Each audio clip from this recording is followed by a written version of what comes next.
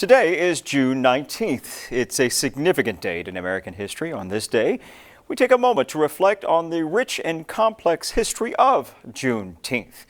Our Devon Taylor dives deep into the origins and importance of this historic holiday. Let my people go. Juneteenth, also known as Emancipation Day, is a holiday that holds deep historical significance in the United States.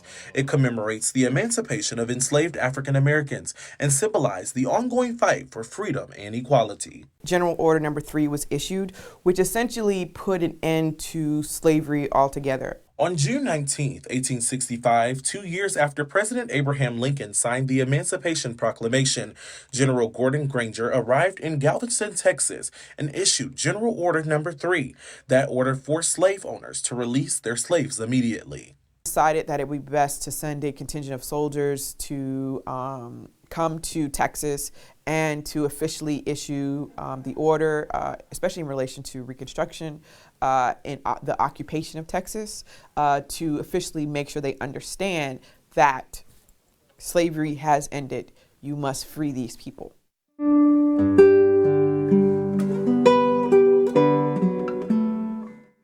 During the Civil War, emancipation came at different times for different southern states, and Texas was among the last states to grant slaves freedom.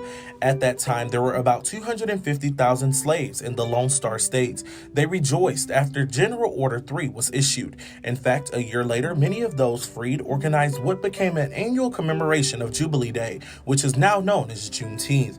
Juneteenth quickly became an occasion for African Americans to gather, reflect, and honor their ancestors who endured the hardships of slavery. Now it's a day of remembrance, jubilation, and unity within the Black community. Juneteenth becomes incredibly important as time goes on to areas in particular that had large Black populations. So it was far more prevalent in southern states than it was, say, in western or midwestern states.